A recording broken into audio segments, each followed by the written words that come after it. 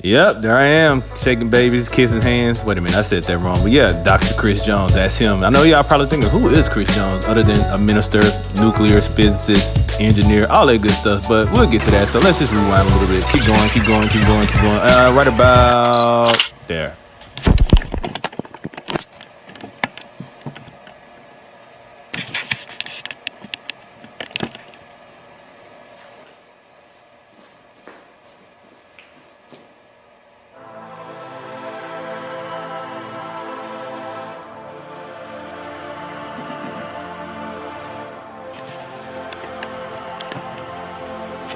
Smitty did it, nigga. You can't tell, like, can't see a book.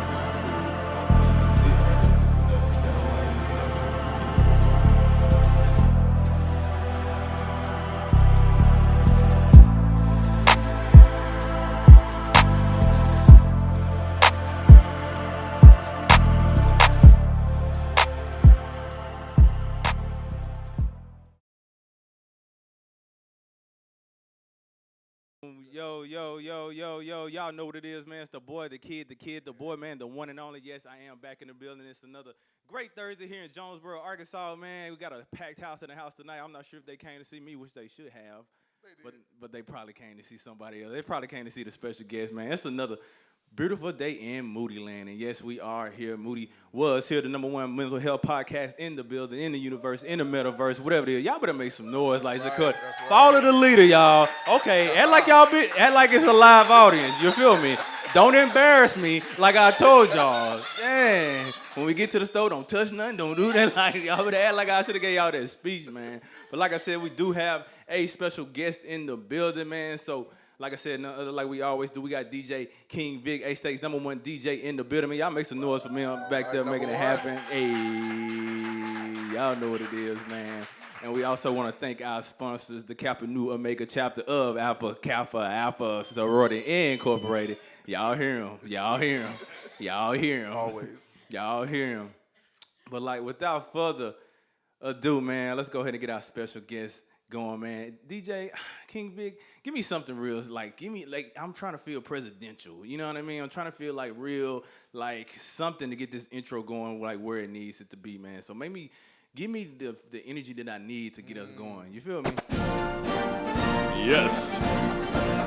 Everybody in the building tonight. Y'all better put your hands together. Vic, I'm just playing. Cut that. Okay, I'm just playing with y'all, man. This man is from Pine Bluff, Arkansas. He from PB, and I know one thing about PB. They know how to turn up. They know how to turn their swag on. DJ King Vic, give me something that we both know real quick. Y'all know what it is. It's the one and only Moody Wuz Here.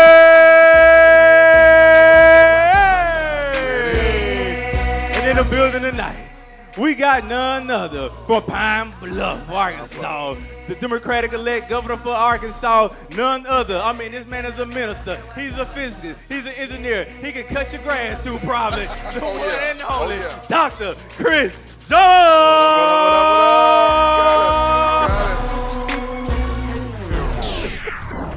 I'll do with that. What's up? Hey, man, I did have a lawn service when I was a high school kid. So I can cut your grass. I can cut your grass. It's make some good unreal. money, too. I bet. I mean, it's unreal, all the credentials that come with it. Like, I'm not even sure how you even have I would love to see your business card. I mean, there's things got to be like a postcard at this point. You feel me? Not quite. But I'm glad to have you in the building tonight, man. I appreciate you coming good out. to be here. Definitely happy to have you, like I said, amongst all the friends, the families, man. A lot of people came here to see you tonight, and we are definitely room for you. I'm going to let you know right now, we're mad biased up in here. So let it be known. Let it be known. We're mad biased in here, man. It's So all definitely. good. So as you know, like I said, the One to Die platform here, we like to talk about mental health. Yeah. One of those things that a lot of has actually been very in the news lately. A lot of things that have been going on. A lot of people have bringing a lot to this attention. So on this platform, you know, it was one of those things that I decided to do on my own and just kind of like push that narrative. But I was also happy to see that other people as well were doing it at the same way. So whenever I came across you, like I said, Dr. Chris Jones, put some respect on his name. I went through all your promises and everything and whatnot. And of course, the one that stuck out to me was the one that you sent it for us, like mental health. Yeah. Now, I definitely want to touch base on that for certain. But the first thing I always ask everybody that comes, and I know you're no different, are you happy? Am I happy? You know, I have joy. In my heart. I do. You know, there are days when I'm frustrated. There are days when I'm exhausted. There are lots of moments when I'm happy, but overall I have a lot of joy. That's definitely something. Let's go on there for just a second. Yeah. Because like I said, a lot of people say happy and a lot of people say joy. So how do you differentiate the two, happy and joy? Yeah, for me, happiness is quite often tied to situations and circumstances. And joy is more of a being of who you are, and it's almost an existential. Like what do I exist in a state of fear, or do I exist in a state of joy? Gotcha. And so it's more internal to me, and for me, right? I separate it, which then allows me to be at peace no matter what the situation is.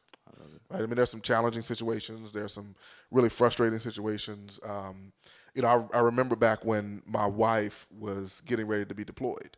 So she's an Air Force veteran. Now, she's the one. What in the world? She's like, did y'all just eat Wheaties all day? Like, I'm not even getting it. Like, how did y'all? I don't even get it. Frosted Flakes, man. and grits. I was finna go with grits. Do you put sugar on your grits? It depends on the day. See, I don't, and people give me. Some days it's good to get some sugar on the grits though. I mean, with some butter. That's what I'm saying. Now I load it up with butter now. But you gotta put some sugar on it sometimes. I can't put the sugar on there. Just too much. You can. I'm too much. You choose not to. Listen, I'm a fitness person, so I can't be out here. Oh, that's a good point. That's a good point. That's no a good sugar point. on the grits, y'all. All right, salt and pepper then. Not too much salt. Word. So she was getting ready to be deployed, and like it was a tough moment for us because she was going to be gone overseas serving in a war. And in that period of time, like I was struggling. I was struggling emotionally. I was struggling psychologically. I was struggling spiritually because I love my wife. Like she's my best friend. She's my partner. She makes me better. Like she shows me who I am. I love it. Which I know it's authentic because when she holds up a mirror to me. So not having that when she was deployed, took me out. Gotcha. But I had friends, and I had family, and I had my church, and I had a community that surrounded me in those moments, and that's how I made it through. Okay. But as a part of that, I realized, part of me was the living experience that I need to separate the circumstances from my own peace and joy inside. Did you ever? I know a lot of things when it comes, especially with people, they tend to attach certain emotions or states with people. Yeah. Like I said, a lot of people, in your case, I'm not saying it is, but say someone would have said that joy, they attach that joy to their wife. So whenever their wife is gone, then their joy is gone. Did you feel like a little bit of that as well, or did you, if anything, feel that you needed to hone in a little bit more to kind of do some discovery of your own self? Well, I felt a lot of that. I felt like, and that's what the self-reflection helped me realize that, yes, she is my partner. We are one. And I have to make sure that I'm whole in myself with God and God alone. Gotcha. Right? And so I knew that. I talked about that. I'm an ordained minister, so I preached that. And still I went through it. It's almost like the scripture that talks about, when the man brought his son to the disciples and then to Jesus, and the disciples couldn't heal his son, and Jesus asked him, why don't you believe? And he basically said, I believe, but help mine unbelief. Right, so I believed, I knew, I preached it, I talked about it, but going through that experience showed me how much further I needed to go in my belief. And so I started to really do the things necessary to go further in my belief, such that I didn't need anybody else or anything else or anyone else to be at peace and have joy. Got you. I'm with that. And you said during that time that you had, like I said, as well, the church, you had friends, you had family, you had a certain support group. Yeah. So as moving forward, fast forward to where you're at right now in your life, that support group, how important is that right now, especially if you're campaigning and you're in a position where you want to get into an even higher position. Yeah. How do you see that support group even now? Now that support group has to even be larger than life in a sense. Yeah, you can't do it without the support. You cannot do it without the support group. Period. All right. And I don't think we were created to do this thing alone. We were not created to walk this journey of life alone. Period. And I actually learned that from some experiences early on and a little bit later. So when I was in junior high, my mom's grandmother died. About 3 weeks later, her mother died. A week after we buried her mother, her father died. She spiraled out of control. Like it hurt her to her depths. And she's an only child. She would have had 11 siblings, but all of them died either at stillbirth or miscarriage or not long after they were born. So to be an only child and to lose your strong grandmother and both your parents, it weighed heavy on her. And I watched how she struggled through that and what it took her mind and spirit through, and how her village surrounded her and carried her through in those moments. And then the same thing happened, or similar thing, something different happened, but it was similarly heavy when I was in grad school. One of my good friends, I was actually living with her in her parents' home up in Boston. We went to college together, moved up there. I rented a room from them. One Saturday, her dad was a dentist. Everybody's gone. I'm up upstairs. Didn't think of anything. I leave. And when I came back a couple hours later, there were ambulances everywhere. There were cops there. He had hung himself in the garage. Jeez. And so I went through a period where I'm like, I was there. What did I do wrong? Should I have gone down? But then I realized that I can't take on that weight or burden, but I have to be there for my best friend. Right. And the struggle that she was going through because her father had just killed himself. Right. So it was another reminder that this journey is not meant to be taken alone. Exactly. I'm with that 100%. Like I said, that's one of the things that we try to do too often, whether it's due to shame or embarrassment. That asking for help. That asking for help takes so much out of us in order to do such. And one of those things that I would definitely encourage people always is like find their strength to like just ask for help no matter like what the circumstance is. And you never know where that help is going to come from. A lot of times we look for the ideal person, or we put people in certain roles that we think that their help is supposed to come from, like that. I guess Can I comment on that? Yeah, most definitely. Because that point is so real, because we fashion ourselves as perfect. Right? We look at magazines, you look at politicians, you look at business owners, and there's this image or facade of perfection. Right. And I'm the first one to tell you I'm flawed. And actually my wife and daughters might be the first ones to tell me that you're flawed. And they remind me of that. But we position ourselves as always right, always perfect, always fixed up. And now with social media, we only see a portion of people's lives. Come on now, the highlights. Right? We see the highlights reel. That's it. And it's a very selected highlights reel. Right. And we don't see the struggles they go through. We don't see the challenges. We don't see the kids yelling in the background. We don't see the missed payments on the car note. We don't see all that stuff and the mistakes that we made. And I think we have to do more of, particularly public figures, have to help people destigmatize imperfection. I am very imperfect. I make mistakes all the time. And one thing I say, even in this campaign, should I be elected governor, I can guarantee you two things. I will always wake up and work my tail off for you. And almost every day, I'm going to do something that's going to fail and it's going to disappoint you. Because I'm human. That's right. But the question is, what do we do after the moment of disappointment? What do we do after we made that mistake in the period of imperfection? That's it. I'm with it. You really got me stumped right now. I was lost.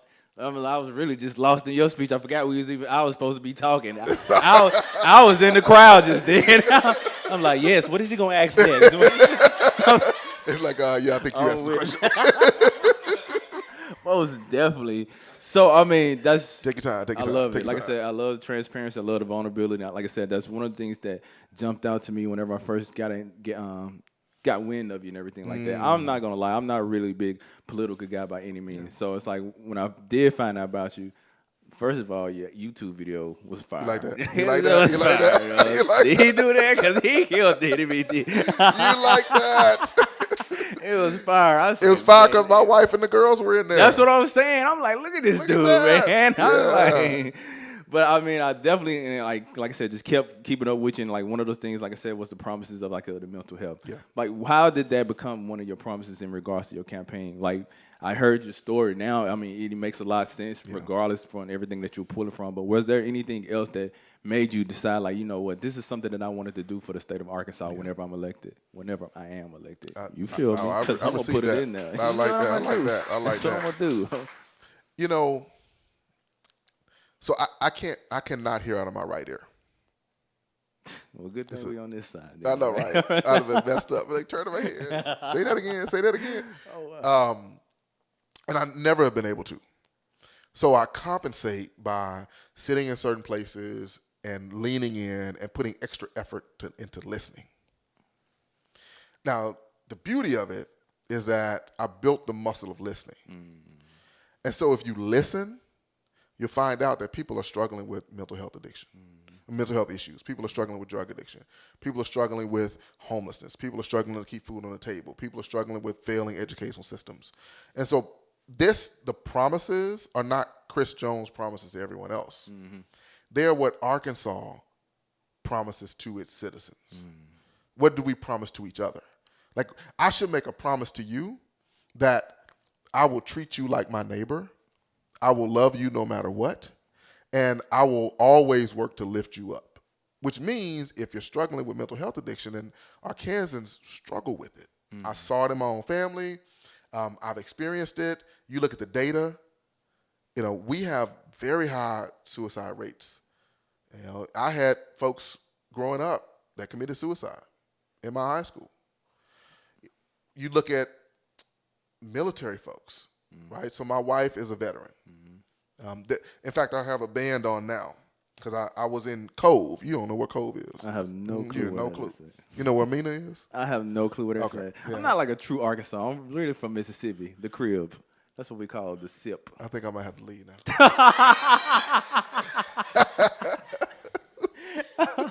But I don't know where it's at. No. You're Arkansan by choice. Eh, you know, I've been here since 2008. I definitely claim You here Arkansas now. You for here sure. now. No, Yeah. I definitely claim All right that now. for All sure. right. All right. So Cove is in West Arkansas. Okay, It's almost in Oklahoma. gotcha. And I'm there in Cove at a turkey shoot. Okay. And we'll talk about that later. Okay. Yeah, I was like, but you the talking bad conversa- about Mississippi? I'm like, right. But the conversation was with some veterans. Okay. And one of them had been struggling with suicide and suicide attempts. And his wife and others were talking, and what they put me onto was an organization, and this band says, fighting for the living, living for the fallen. We are the 22. Because every day, 22 military veterans commit suicide in this country. Every day. Now, to me, if we're not willing to serve the people that put their lives on the line for this country, then what are we doing? So now I go back to, what if we had an Arkansas where people had the foundation they needed and had the supports and resources they needed to truly thrive? You don't get there without addressing mental health issues. Exactly. I'm with that 100%. Like I said, that was one of the statistics whenever I first got into like mental health. Just learning, like I said, that so much of it is so reoccurring and you don't even really see it. It's such a silent killer. I mean, very silent. And the thing is that we don't ever take the time to like acknowledge it. And one of the hard things is I found out a lot of people don't want to like look it in the face. It's kind of tough when you're on the outside looking at someone going through it. And I tell people sometimes you can really see it, but we choose to turn that blind eye to That's it. right. So I definitely applaud you for not turning that blind eye to it. You could have easily not made that part of your campaign by any means, but you, like you just said, it starts there. In order to grow a stronger state, we got to have a strong mind in order to continue to do such. So just being able to stand on the front lines, man, I definitely applaud you for that. Appreciate it, man. And I want to be able to be one of those people that are on the front lines with you and able to just push forward that mission, whatever it looks like. We talk about submission a lot of times in different areas of life, whether it's in marriage or like when it comes to like even like jobs, you know. And recently, someone said it, and I'm probably going to misquote it a little bit, but they were saying like submission is basically coming under someone's mission. And when I looked at yours, that was one of the things that that caught up to me. I'm one of those people who are not going to submit to just anybody by any means. So whenever I saw that, I was like, you know what? I want to follow this man. I want to be somebody who like submits to his mission and everything to do such. Once you do have these resources in place, what as someone in the community, everyone in this room, what can we do in order to like push your mission? Well, so first of all, I appreciate you saying that because again, we shouldn't travel this journey alone. That's right. So knowing that you're on the journey also, it is encouraging. It fills my heart, and it makes me know that we are on the right path. You know, I will say that the mission is our mission, and I want to be clear. Like it was important to not come out the blocks and say, all right, here are the 25 things we're going to do. It was important to listen, and because I wanted it to be all of our mission. You know, what can you do? You know, one, there are great programs that exist, and I need folks to keep pushing. For example, Lorenzo Lewis. I don't know if you know him or not. He runs a program called the Confess Project. Started it in right there in Little Rock. So what is the Confess Project? He takes barbers and trains them on how to identify mental health issues. That's so intelligent. We are most vulnerable at the barbershop. At the barbershop, right? Like we have all these conversations. So now he's doing it across the country now, where he's training barbers on how to identify and then helping them connect with the right resources early. I love it. So those are the kinds of things and that started right here in Arkansas. They're happening. I need folks to keep doing that. I need folks to keep pushing the message that says, you know what? We can actually have a politics that destigmatizes. Like we put stigma on, you know, you're ex-felon, so I'm not going to talk to you. Right. Your mental health issues, so I'm not going to talk to you. Your drug addiction, so you're homeless, so I'm not going to talk to you. We stigmatize so much, but I believe we can have a politics that destigmatizes. So how do you help? You continue to talk about it. You continue to spread the word. And of course, I mean, I look at a lot of the folks in the room tonight. A lot of them are D9. They're fraternities and sororities. And if you go back and look at history, and you look at movements that happened that actually brought change, it was folks in organizations like the one sitting here. And when they stepped up and said, all right, it is time for something different. So we're going to show up. We're going to make sure people register. We're going to make sure people go out to vote. And when they pull people from the churches and from the gas stations and from their homes and get them out, that's when change happens. So that's important as well. And I think if we do all that and we wrap it all in, I'm an ordained minister. Right. I'm a Christian. Right. And I always say that you can stand on your faith and you can live out your faith without turning the state into a church. You can do that. I'm with it. So as we live out our faith, I think that we want to wrap all that stuff that I just said in the fundamental principle of loving each other. I'm with it. Loving your neighbor as yourself. I love it, man. Y'all better make some noise for that, for sure. My God. I love it. I love it. I love it. That's one of the things that we definitely need to get back on the front of, just making sure these organizations are out there pushing it. And like I said, that's something that I can speak for myself and do. And people in my circle, we're going to definitely get behind you on that mission as well. And we're going to, you know what we should bring to these missions? What should? PBS. Listen, I definitely thought we was talking about peanut butter sandwiches when I first. PB&J. PB&J. You see what I'm saying? I'm talking about. You don't eat peanut butter and jelly, do I you? don't eat peanut butter and jelly or sugar grits or none of that. You definitely were not born in Arkansas. That's how. I'm just saying. You don't eat peanut butter and jelly, man? I don't eat peanut butter and jelly. But this peanut butter, this PB&J. I'm ready to get. Let's put our teeth. You want to drop it now? You want to drop it now? Listen, give me a little PB&J real quick. Tell me a little bit something. So let me tell you first. Sink my teeth in. Yeah, there you go. There you go. So you're thinking about what matters to folks, right? And thinking about the conditions in Arkansas, and you go around and you see places along the Delta and the Ozarks and in South Arkansas, and there's nothing. People are living on $9,000, $10,000 a year. People are completely uneducated. Buildings are dilapidated, and there's certainly no access to the broader world. So when you take all of that, and then you think about, and this is going to be a weird juxtaposition, right? You think about a sandwich, and you wouldn't know this because you're too healthy, but that's okay. In a bad peanut butter and jelly sandwich, the peanut butter's clumped and the jelly's clumped. Got you. And when you take a bite, sometimes when you take a bite, all you get is dry bread. Got it. There are communities across this state that are taking bites, and they're looking for opportunity, and all they're getting is dry bread. Well, PB&J is preschool, broadband, and jobs. Got it. It's high-quality education starting with pre-K. It's safe, solid, reliable infrastructure, and affordable, starting with broadband. And it's real economic development across the state, starting with jobs where you can work a full week and keep a roof over your head and maybe take your kids on a vacation. That's not a lot to ask for. That's a foundation. So we talk about spreading PB&J so that no matter where you live, no matter where you were born, you can be born from Pine Bluff, born in Pine Bluff, where the statistics say right now that if you're born in Pine Bluff, you're likely to not graduate from high school, you're likely to end up in prison, you're not going to have a job, you'll likely be unwed.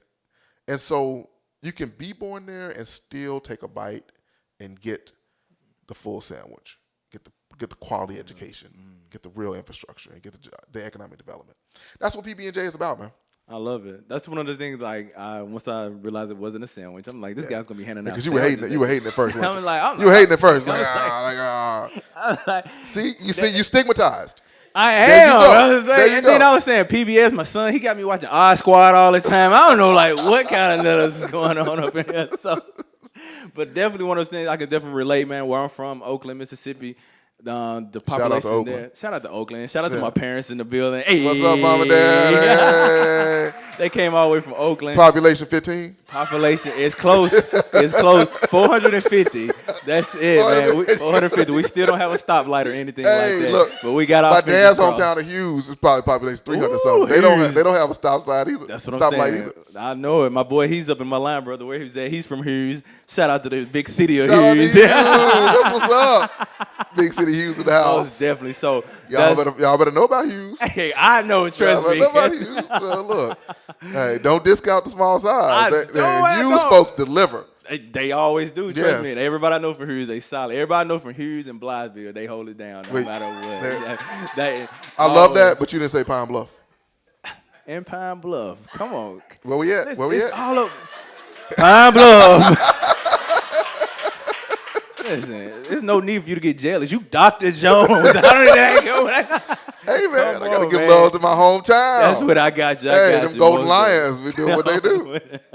Most definitely, man. But like I said, man, we appreciate you being here. We're going to take a quick break, man. Y'all got to do what you got to do. Get your water, get your caffeine in your system. We're going to come back. And after we come back, we're going to talk about the death penalty and life sentences and where you stand on that. But in the meantime, between time, y'all know what it is. Moody Wuz Here. I'll see y'all in a minute.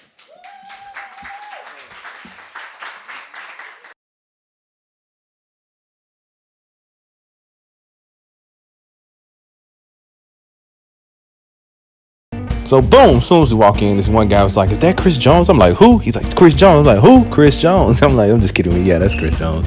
So then I said, "Let's go upstairs." So we go upstairs. I was like, "This is really where I hang out at." So I'm like, "Yo, I got this table sitting for us." He's like, "Hey, make sure y'all look good." I'm like, "Boy, you look good. You got me kidding, man. Come on, man. You Chris Jones, Dr. Chris Jones. Somebody better put some respect on your name." I said, "I got some bang bang shrimp ready for you." But before we could sit down, everybody wants to take a picture, of course. Everybody got to get the clicks in. He loves taking selfies. But then we ran into the Huckabees, but not the ones that you're probably thinking about, the other Huckabees. They said they spelled it with a Y. We'll find out later. Anywho, so we sit down, we just kind of kicking it and everything like that. And of course, they, telling us, we're not those Huckabees. We're the good Huckabees. And we're like, all right, calm down. We believe you. But you see, he took those shrimp. Then I'm over here like, okay, I'm not really getting too much time in with him, so I'm kind of a little bit salty, but whatever. Then she's like, let's take a toast. And I'm like, all right, here we go. We're making a toast at this point. So boom, I had no glass. Finally, I convinced Megan, and that's Megan. That's his deputy campaign manager right there. I said, yo, you got to try these bang bang shrimp. She's like, no. Finally, she tries one, and I said, girl, it's going to change your life. She's like, okay. So she grabs one, gets it with a little chopstick. She's still hesitant, but then, come on now. I said, girl, you better stop playing with me. I know what I'm talking about. I'll be here all the time. That's the best you're going to get right there. Of course, before we leave, the Huckabees, they wanted to get another picture in just to, confirm that it wasn't. But before we leave, everybody else wants to talk to him. And the thing about him, he gives his number out to everybody. I mean, everybody can have this number. I'm like, bro, these people will call you for sure. But he didn't care. So I was just like, all right, man, do what you're going to do because, yeah, it's funny now until they're blowing you up at 2 a.m. in the morning. He's leaving with a bag, of course, because everybody got it. He's getting the bag. I like that. So that's it, man. We left out, man. We talked about a little bit of stuff, but that's when Dr. Chris Jones came out with me. That was a cool night.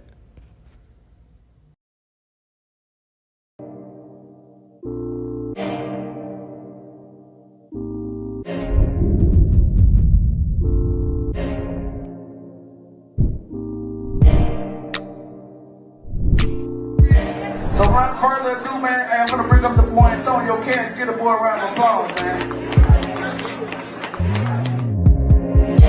Damn, son, where'd you get this fever? Burning up to the touch. Damn, son, where'd you get this fever? Step back. When I walked in your house,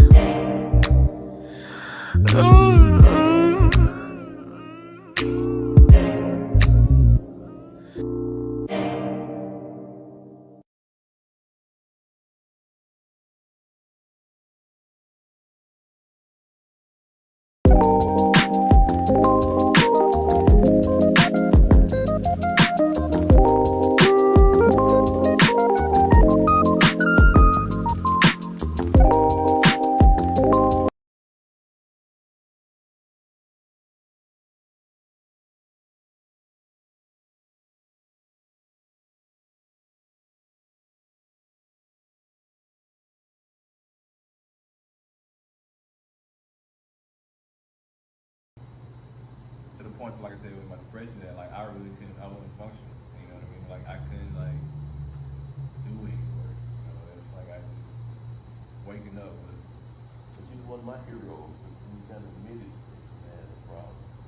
You made me kind of reevaluate my life and say, hey man, you can't go around with your chest all stuck out when you got issues, So when you did that, I'm like, man, all we got going on.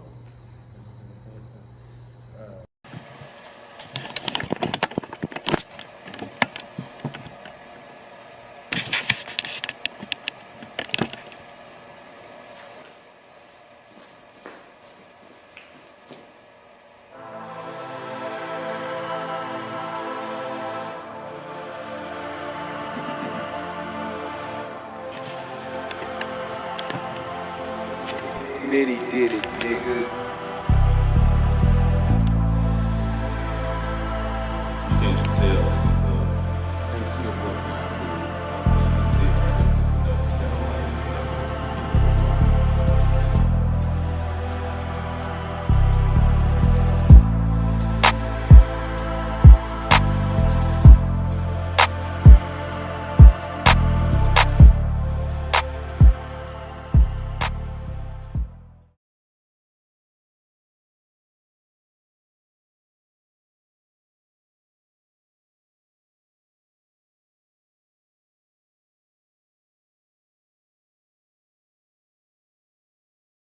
Yo, you know what it is? The boy Moody Wuz Here, and yes, I am here in Memphis, Tennessee, D901, and today I'm at 901 Whiting with the owner, Christy Lee, and she gonna get my smile right now, because I'm a little busted and disgusted, but, you know, she gonna switch that up here in just a minute. Christy, can you kind of tell me what I can expect today? Yes, so today he's going to be getting a double cosmetic whitening treatment. We're going to whiten and brighten his smile, going to take it up a notch. He already has a major smile, but we're going to make it more brighter, wider. That's what I like to hear right there. I'm trying to get a little brighter, a little wider, so we're going to get this thing jumping here in just a second, so y'all stay tuned and check me out.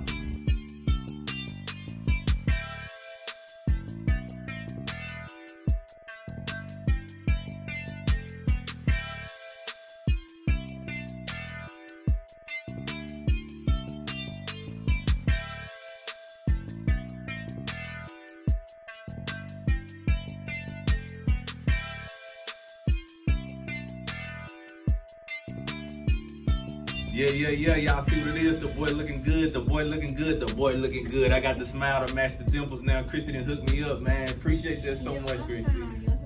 Oh my God, Christy, don't gas me up. Don't gas me up. No, you can gas me up. You can gas me up.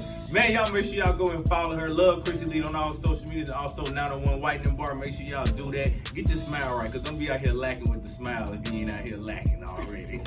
Y'all be good. Moody Wuz Here. We'll see y'all next time. Hey, good job. I told you it's easy.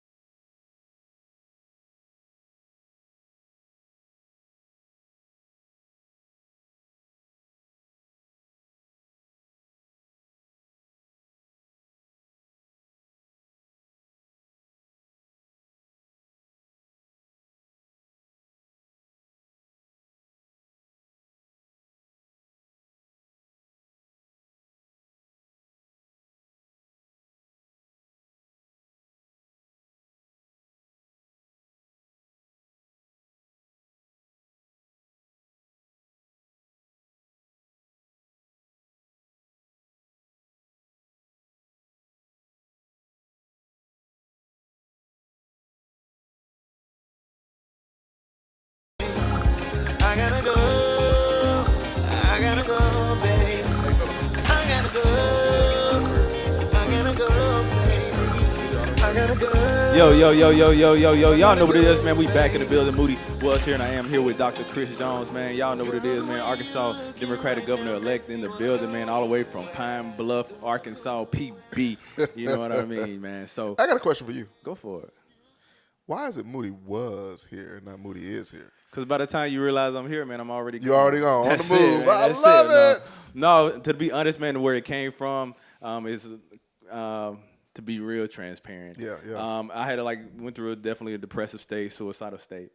So it was one of those things I started writing like a suicide note. It's actually one of those that's behind you, and it's like you can't survive in this world much longer. My mind can't get much stronger, and everything of that sort. So eventually, I just kept writing everything that I really wanted to say. So by the time that it would have came out, I would have been gone, and it would have been like, when people, one of the big things back in the day, you know what I'm saying? You just always say, oh, you write on the star, Moody was here, or so-and-so was here, like I said, to kind of leave your imprint on the world. So that's what it is, and that's where it came from, so that's what it stuck with it, and I love it. It's something that always reminds me each day that I can easily fall back into that mindset. So that's one of those things that I check myself in the mirror, that I know I'm not perfect, that I know when you need to ask for help, And that's what it is. So Moody Wuz Here, the podcast. It started out with the book that's right next to you. Right Moody there, Wuz right Here. there, right there. Right there. Get that pub in. Ooh, he Yeah, touched man, it. right there. Yeah. Go get it. Y'all Go better get it. That's You what's better up. Go get it. Yeah. Available on Amazon. Hey, get 3 copies. That's it. Most Appreciate your definitely. transparency, man. Most definitely. Always. So, but that definitely is great. That was a perfect segue. You would have thought we had this plan. Whenever one of the we things did, right? we always got a plan. One of the things that, like I said, I've seen recently, you were speaking about your stance in regards to the death penalty versus life sentence. I mean, like I said, I've always had a little bit of opinion about certain things, and that was actually one of those things that I actually had like a certain opinion about. And because that's one thing that I always thought that life sentences were, better off than like the death penalty and whatnot. I'll tell you a little bit more reason why on my end, but I want to hear more. I want to hear more about your stance and where you come with it first. First let me say it is to think about the situation and circumstances that precede even that decision. Right? 'Cause we jump in and say, all right, death penalty, life. Let's pause for a second and back up. It had to be enormously grotesque and violent to even get to that situation in the first place, where there's a question of whether it's life or the death penalty. Right. So I think it's important to acknowledge, when we're talking about transparency, we're talking about realness, I think it's important to acknowledge that there are a set of victims that are struggling, where someone's life is gone, that likely was very pivotal to them. As a father of 3 girls, as a husband to a wife that I love, if someone did something to either one of them, and I'm a minister, but I might have to take an L because I'm coming for you. I feel that. That's me. As a person, as a human, as a man. The state is different. Why do I say that? Number one, because the system is so full of bias and inaccuracies. I mean, you look at history, particularly recent history, and the number of cases that are overturned because of evidence and blah, blah, blah, and so on and so forth. So in a system that is error prone, we're asking it to make a final decision that you cannot roll back. And I think that's unfair to ask the system, because the system can't handle it. Exactly. Now you can put the economic argument on it too. Come on, right? now. When you look at the cost Come on now. of bringing forth the death penalty, it costs a lot. So if you want to be fiscally conservative, let's be fiscally conservative. Let's save some money and make it life. Exactly. So there's a moral argument, there's the economic argument, and I think both apply in this situation. So I am not in favor of the death penalty. And again, I understand the arguments for it. Right. I understand the need for justice. Right. I understand the need for accountability. And I'm also a scientist, right? I started by saying I'm a dad and a father, and a husband. I'm a scientist, and I look at the data, and the data shows that it actually doesn't deter the crimes that you're trying to deter. Right. So if something is error-prone, if something is not giving you one of the stated outcomes that you want, and if something is costly, then why are we still doing it? Exactly. And that's one of the things that I just couldn't wrap my mind around it as well. Like I kept trying to play devil's advocate in a sense, like I said, and see, what is the benefit of that? You know what I'm saying? I get that in regards to removing that person from this earth, but it's a different thing in regards to removing them just from the environment, which is what the life sentence would do. You know what I'm saying? We want to protect the people, you know what I mean? Yeah. But I also want to be in a position that we're also, if we're doing what we say we want to do, to rehab people as well. And for me, I see a lot more value in regards to life versus death, you know, especially since going through the period that I've been through now. Like I said, I have a immense appreciation for life, and especially in regards to even everybody else, that no matter what people are going through, you know what I'm saying? And I've had somebody that's a family member, was my first best friend, and to this day still my best friend. He committed a crime within our family that, you know, was tough, you know what I'm saying? 2 murders within the family. When you murder within the family, it's different. It's a different feeling. But I could never even fathom thinking him being on death penalty or something like that, you know what I'm saying? I always having that hope that each day for him having life, even if it's behind those bars, that he's going to find a moment of reflection that's going to bring him back closer to himself, who I knew who he to him to be, and also who I know God for him to be, and as well. So for me, like I said, when it comes to like just that, even like I said, the economical aspect of it, just not understanding like how we able to like justify this, especially if we're always talking about, oh, we got to cut this for budget and everything of that sort, you know what I'm saying? Where does that align with what we saying that we're saying that we want to do? So whenever I saw, like I said, that, you know, being able to stand in front of that, you know, that means a lot for me personally, like I said. And I appreciate you able to just vocalize that in 3 different ways, not just one way, but you spoke on it and hit it with 3 nails. And when you put them with 3 nails, it's gonna stay. Nail. Come on, man, it's gonna hold it down, man. You know? It's gonna hold it down. I mean, because look, and to me, it takes less energy to be authentic. Like, and I've always, even when I was in high school and at Morehouse and dating and stuff, I'm like, it's too much energy to have multiple girlfriends. It's too much. Because you got to figure out stories. So it's more efficient and less energy to have one. And I think it's more efficient and less energy to just be authentic. Just if I believe this way, I'm going to tell you. And if you agree or you disagree, that's fine. I think the 4th nail is I'm a Christian. And there's a principle that says, essentially, if I'm walking this earth, then that's an opportunity for me to change who I am. Every day is an opportunity for me to become a new person, where old things are passed away and all things become brand new. Like that, it's there. So if I'm a Christian and I believe in the Bible, then let's believe in the Bible. And to me, if that's what it says, if that's literally what it says, then all those folks who talking about, oh, I'm a Christian and the Bible this and the Bible that, if that's what it says, then you can't then turn around and say that person is irredeemable and we got to end their life right now. Most definitely. I'm here with you 100% on that. Like I said, I can never understand how someone can say that, like I said, just, oh, that person's life is irredeemable. You know what I'm saying? Who comes to that conclusion and how? Based on what evidence, you know what I'm saying? I feel like I say this a lot, especially in my inner circle. There's so many people trying to play God. So many people trying to like, oh, I can see the future. I know how this is going to turn out and everything like that sort. You don't know nothing at all. Look, they barely understand the past. Can't figure out the present. Come on now. And they want me to believe that they can tell the future? Can't do it. Can't do it. You see Miss Cleo didn't So last just sit long. Oh, there we go with the exercise jokes again. There we go. I'm going to bring you a peanut butter and jelly sandwich. And a bowl of grits with sugar. That's it. Come through. Most definitely.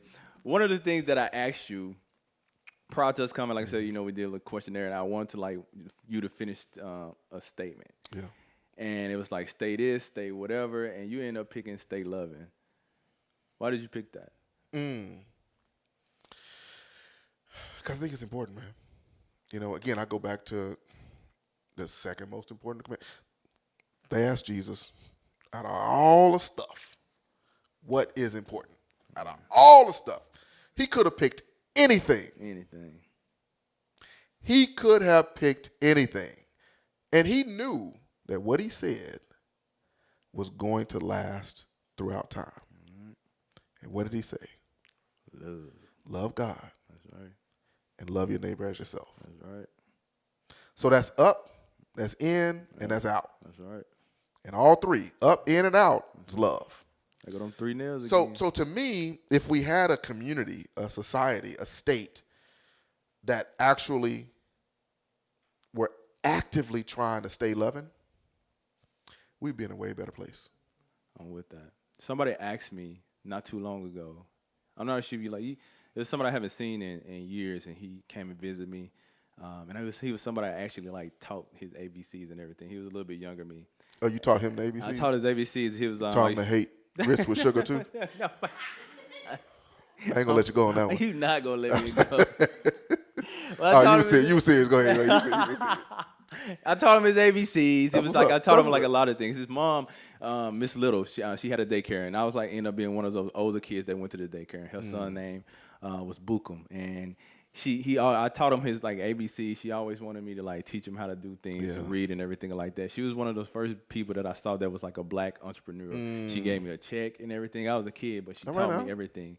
And he came and visited me probably last year sometime, and it's like you ever meet people after a long time and you can tell like, I don't know, you like some kind of Jedi or something like that. He had the whole aura going on about him, man.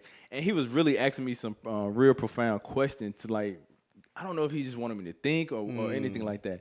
And he was like, if you were a king, and I was like, okay. He's like, would you rule out of fear or would you rule out of love? And I thought for a bit. I said, well, I'll rule out of fear. And he got quiet. He's okay. And then I'm like, was that the right answer? I'm like, what? You're like, uh-oh. I'm like, what's the right answer? You know what I'm saying? He's like, well, tell me why you rule out of fear. And I said, fear works. I said, that's what people are conditioned to at this point. People like understand fear. And I said, you rule out of fear. People might not like you, but they'll at least respect you and everything like that. And like everything I've been taught when it comes to like great rulers, it comes to like a certain level of fear. You know what I'm saying? I'm one of those people who study everybody, whether it's Malcolm X or Hitler, all of like that. I always look at how they became to that position of power or whatnot. And not necessarily like Malcolm X or anything of that sort, but like a lot of the people, they rule out of fear. You know what I'm saying? Like that. But he leaves the conversation just like that. Before he leaves, he turns around. I mean, the most eerie thing. He looks at me, he say, when you get a chance, he say, rule out of love. And I said, okay, Bookum, because this is getting really spooky at this point. So I want to ask you. Well, hold on. Can I say, you want to ask your question first or want me to tell you something? No, go ahead. So I'm a get nerd. I'm gonna become a nerd for a second. Come on with it. Yeah, because I'm a physicist. Listen, I'm not even playing with you a little bit. I'm big on Albert Einstein. Always since I've been a kid. I was like one of those people who actually on their own studied a little bit of quantum physics. That's what's up. Like seriously. That's what's up. I've been waiting to drop that. So you're gonna appreciate this. I've been waiting to drop that. All right. We're gonna talk about Schrodinger's equation a little bit later. Let's do it. I know that. See? That's on top. Oh, that cat. That's Schrodinger's. I was talking about, man. So here's the deal. I'm a nuclear engineer, and there are two kinds of nuclear power. There's nuclear fission, and there's nuclear fusion. Nuclear fission is the splitting of atoms, where you take an atom and you split it apart. It's powerful. It releases a lot of energy. And in fact, it powers 20% of our country now, nuclear fission. Nuclear fusion is when you take two atoms and you combine them together and energy is released. It is far more powerful than nuclear fission. We haven't figured out how to get there. It takes a lot of energy to get it right. But the sun is a big ball of nuclear fusion where atoms come together and energy is released. So now do you rule out of fear or you rule out of love? Yes, you can rule out of fear. It is powerful. It is a force. It is what we know how to do. That's nuclear fission. Because fear is splitting. Fear is dividing. Fear is hateful. It is powerful. And that's what we know how to do. I contend that if we put the energy, and it's going to take a lot of energy, and I apply it to this campaign. Like I've traveled to all 75 counties. I'm going to all 75 counties again. I don't get to sleep much. It takes a lot of energy. It takes a lot of effort. But if we put in that energy and we do it through love, that's nuclear fusion. I love it. And I think that love energy, that sort of ruling out of love, if you would, is going to bring us together and release energy that's far more powerful than ruling out of fear. I'm with it. That's it right there, man. Y'all make some noise for that, man. Don't be quiet. Tell us what I'm with. I'm with it. Listen, you answered my question. Like I said, I was want to ask you just for us, like, how do we get there in regards to ruling on love since you went there? So since you have answered that, I got another question. I'm going to try to use my physics terminology. If I get it wrong, I just get it wrong. I believe it's the... Get my exam sheet out and see. Get it out. I believe it's the Hinsenberg formula. Uh-oh. Watch out now. Come on now. And you know you have to move is with definite position and definite momentum. Like, how do we get to the point that we have definite position, definite momentum in your campaign right now so we can push that energy that you're speaking of right now? So where do we... I know we got to come together as a community. But I know I know it's something that we have to do collectively. Because one thing we can everybody in here can do their own thing and have the same mission in mind, but we can be doing certain things each way. But when we leave here today, what is the first thing that you want us to do in order so we can show our definite position, so we can show our definite momentum? I see what you did. I like it. I'm killing this, man. You're killing it. You are killing it. So we can make sure that we are applying that love moving forward, you know. How do we get people to vote? What do we do? What do you want to, when somebody, because when we leave here today, somebody's going to ask, tell me about Christian, who is he? Who is him? Like as they say about Jesus, who do they say that I am? And when we leave here today, who do we say you are? So I love that question because the framing of it is it opens up the door for some really fascinating things. Yeah. And it's simple, right? The first thing is pretty easy. Go to the website. It's chris4governor.com. FOR, chris4governor.com. Get it up there, Vic. Get it up there, Vic. There you go. But here's what you can do, though.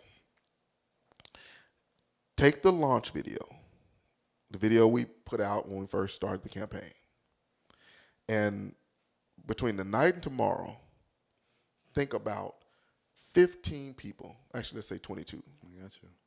Is that too much? Never too much. I ain't think so. Think about 22 people that you can just send the video to. Got it. Because what does that do, right? Part of momentum is, and position. Part of position I'll start with is, it's a place on the coordinate. It's a coordinate, right? It's a spot. It's a landing. The launch video allows us to have a common landing.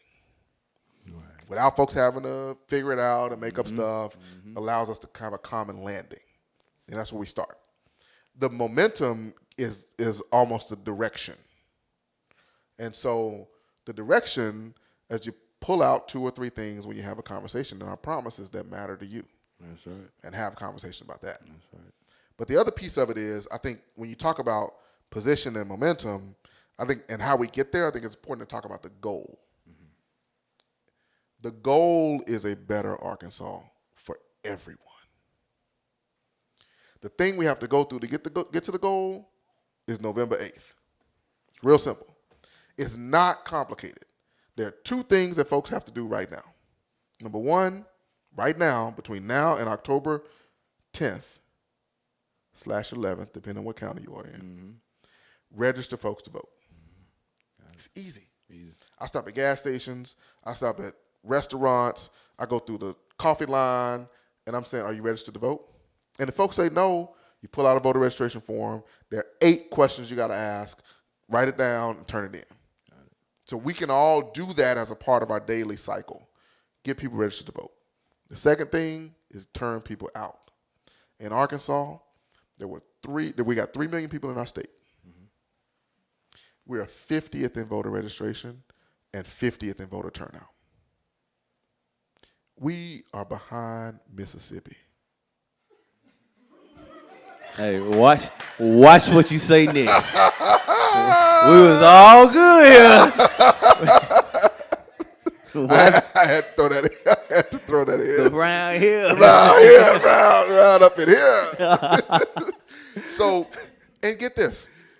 In 2020, there were 1 million Arkansans who could have voted but didn't. 1 million. You got to find them. I got it.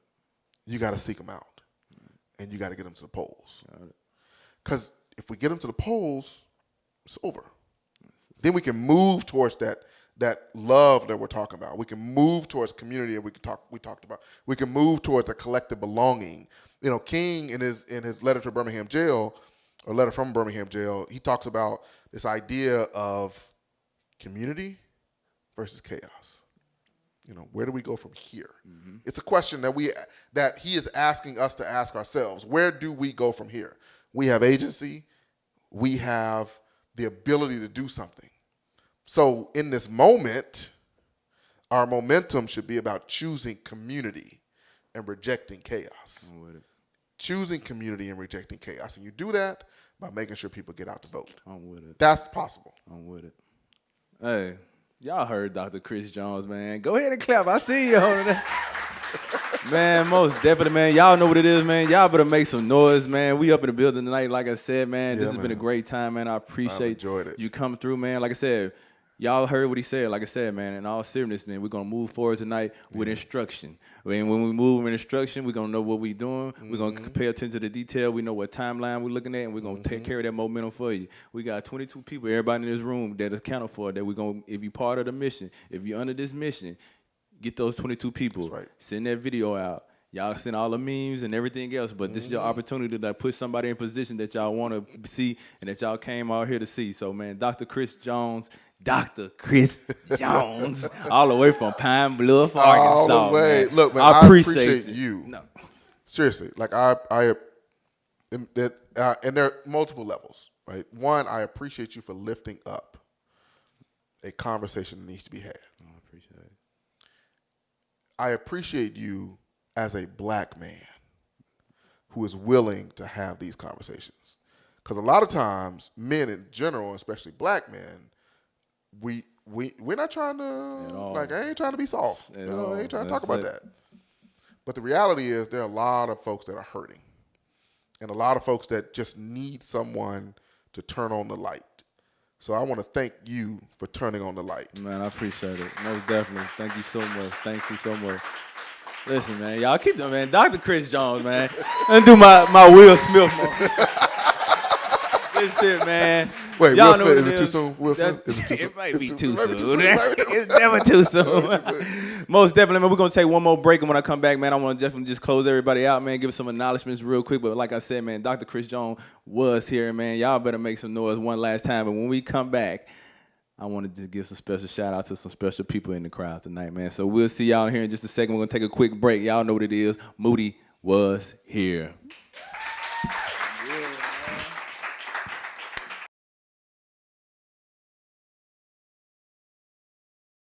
So boom, as soon as we walk in, this one guy was like, "Is that Chris Jones?" I'm like, "Who?" He's like, "Chris Jones." I'm like, "Who? Chris Jones?" I'm like, "I'm just kidding. Yeah, that's Chris Jones."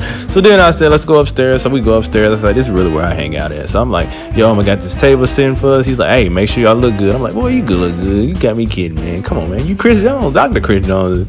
Somebody better put some respect on your name." I said, "I got some bang bang shrimp ready for you." But before we could sit down, everybody wants to take a picture, of course. Everybody got to get the clicks in. He loves taking selfies. But then we ran into the Huckabees, but not the ones that you're probably thinking about, the other Huckabees. They said they spelled it with a Y. We'll find out later.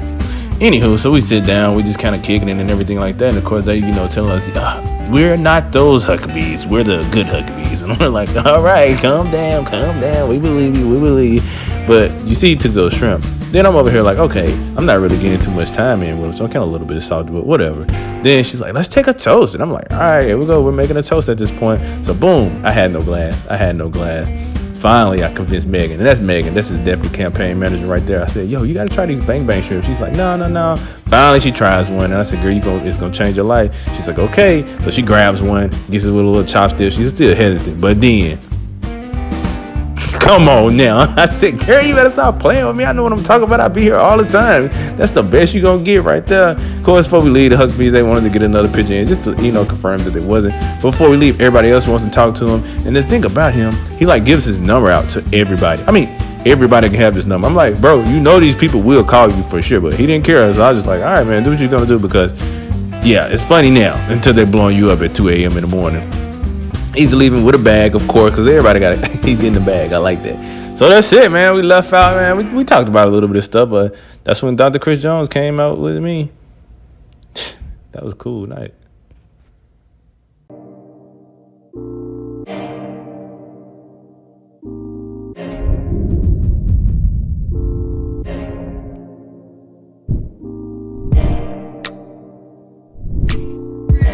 So right Carla do, man, hey, I'm gonna bring up the boy Antonio Cats. Get a boy a round of applause, man. Damn, son, where'd you get this fever? Burning up to the touch. Damn, son, where'd you get this fever? Step back. Step back. When I walked in your house,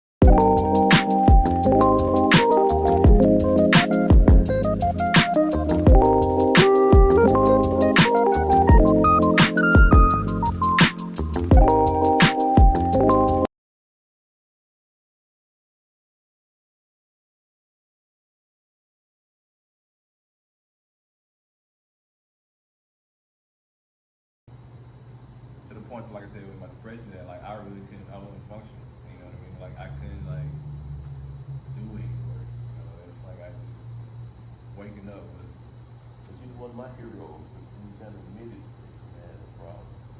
You made me kind of reevaluate my life and say, hey man, you can't go around with your chest all stuck out when you got issues. You know. So when you did that, I'm like, man, you know, what we got going on?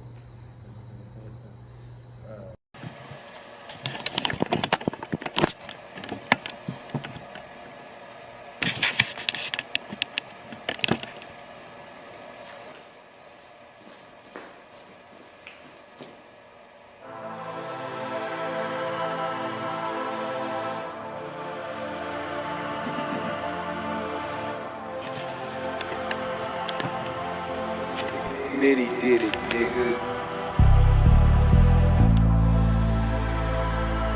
You can't tell like it's can't see a book.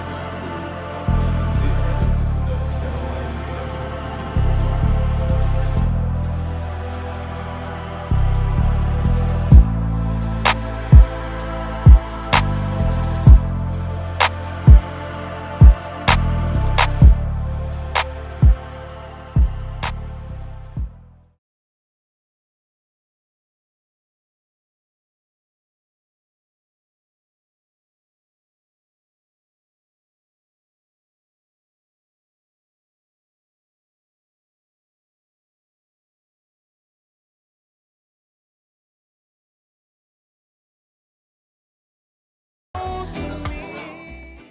Oh, y'all know what it is, man. We back in the building, man. Like I said, I want to thank everybody for coming out tonight, man. Up in Moody Land, man. We got some special guests in the building. Like I said, man, we want to first thank our sponsors, man. The Kappa Nu Omega chapter of Kappa Sorority Incorporated, man.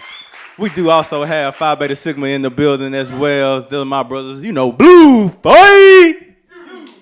Yeah, you know what it is, man. We got the Masons in the building. We do got the Kappas in the building. And I'm not sure if I'm missing anybody else up in here. If we did, I just missed you. Oh, my bad. We got my boy Uko. We got the Q-Dogs in the building.